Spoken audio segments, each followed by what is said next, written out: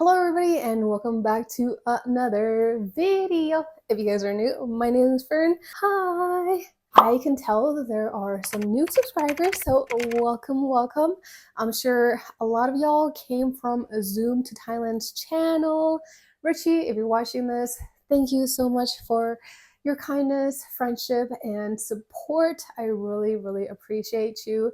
And to all of the new subscribers, welcome. Anyway, so I haven't picked up my camera in quite some time because I'm sure a lot of you guys already know there was an earthquake in Myanmar and it has affected Thailand as well. A building collapsed in Bangkok. A 30-story building collapsed, y'all. It collapsed like it was nothing. It collapsed as if it was like a Jenga puzzle. It's just like crazy stuff, stuff that I never thought that I would see in Bangkok.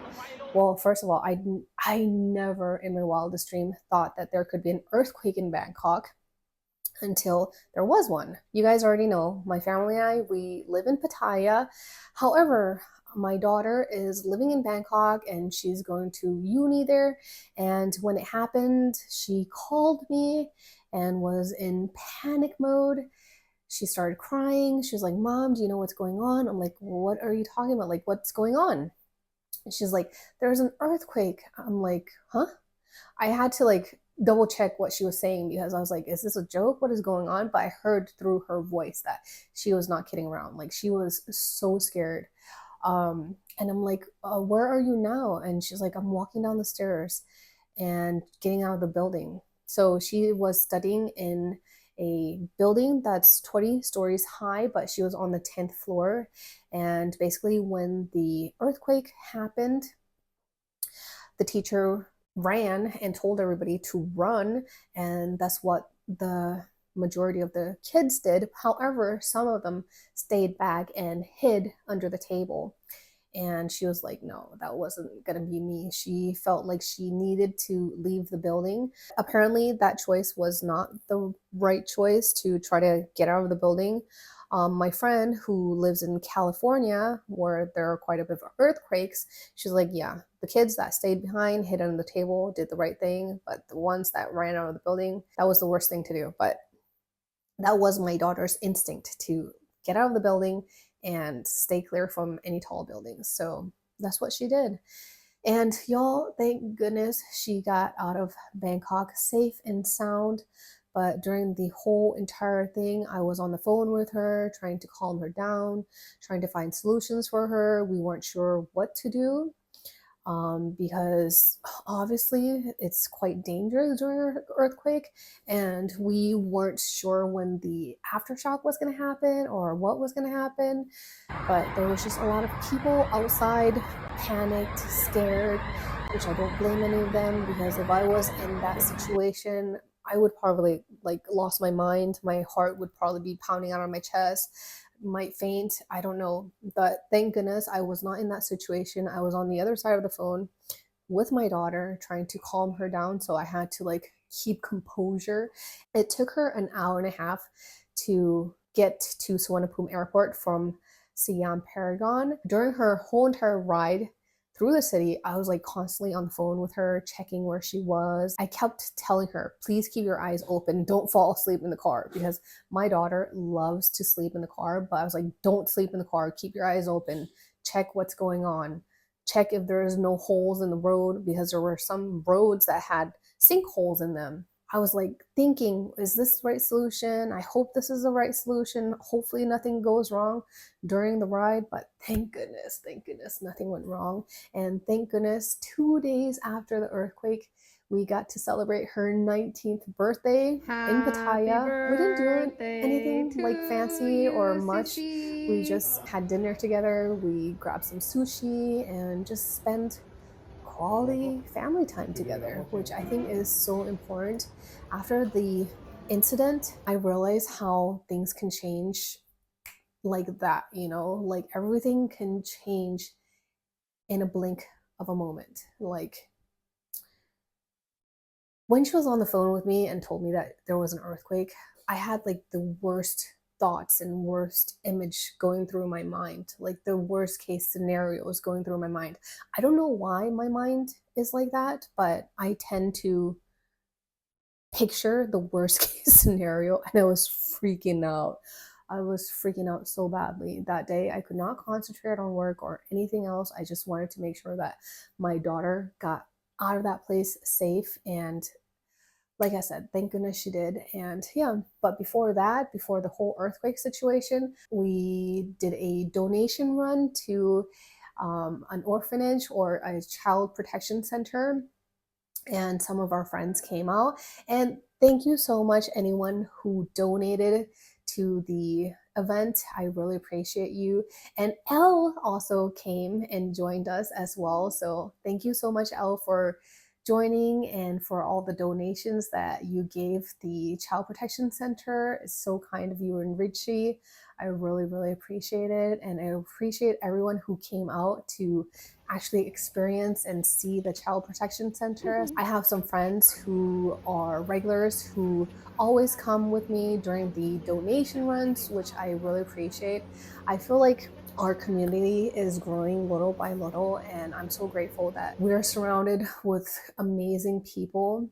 But yeah, ever since the earthquake incident, I have been extremely grateful for life and for my family and for our health and for just our life here in Thailand. I'm sure a lot of people are questioning their move to Thailand if they just recently moved here and experienced the earthquake in Bangkok. I'm sure a lot of people are like, "Ooh, I don't know about this place." But you know what? If you sit down and go through the pros and the cons, I think there are more pros than there are cons. And the earthquake, it was like a rare event. Okay, that was like the first earthquake in 100 years, and the building that collapsed, that could have probably been avoided. Apparently it's going through investigations and stuff, and I heard that there was like an issue with the steel quality, and that was most likely the cause of the collapse. And I'm sure there are like many factors that added to the cause of it, because that was only one building out of hundreds of buildings in Bangkok that collapsed. So yeah, some really scary footages running around social media, but what happened in Bangkok is nothing compared to Myanmar. They were struck so hard, and oh, my heart goes out to all the victims and their family. I just saw some images and videos of what happened there, but in real life, I'm sure it's like 100% worse than what I saw. Hopefully, they'll be able to recover because they're going through a lot of hardships right now. They're in war and everything, so the earthquake just added another layer of challenges in that country.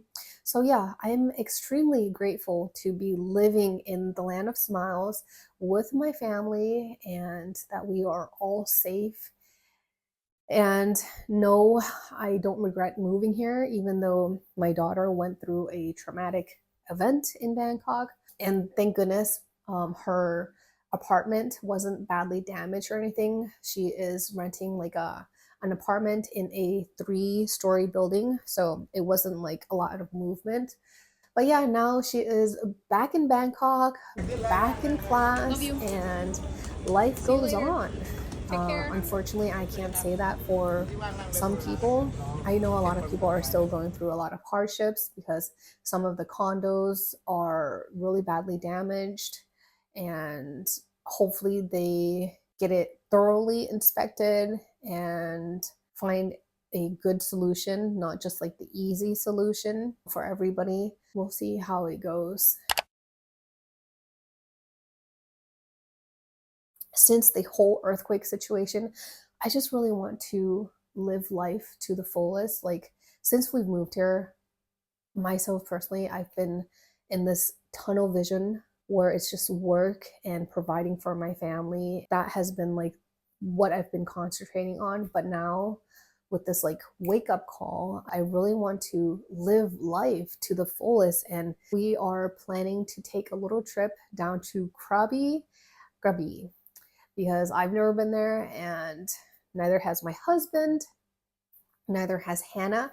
But I'm not sure if Camila will be able to join us because I'm not sure about her holidays. We shall see. But yeah, our trip is to do a little road trip down to Krabi and maybe go to Kolanta. And if we have time, maybe stop in Koh Samui. Yeah, we're gonna go to many different places that we've never been to. Thank you guys so much for sticking with me and supporting me and for all of the kindness and everything. I really appreciate y'all. And I am so appreciative to all the people who messaged me, who reached out, who made sure that my daughter was okay, that our family was okay through all of this. And I just realized how many amazing friends I have in my life, you know, and I'm really grateful. I'm truly grateful. And Thailand has its up and downs, like literally has its up and downs, but I wouldn't want to be in any other country at this moment in time. I just feel like this country has so much to offer, especially if you have the right mindset, if you have discipline, especially financial discipline, and if you have skills. I feel like this is a country where you can thrive, not just survive, but thrive. And there are so many opportunities here. And yeah, I'm just really grateful for everything.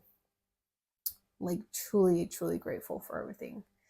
I guess it takes a natural disaster to open my eyes to see all the great things that I have going on in life. I don't know why, but that's how this whole entire earthquake situation has affected me.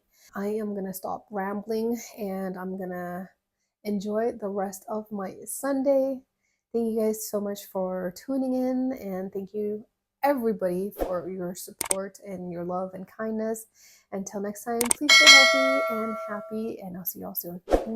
Bye.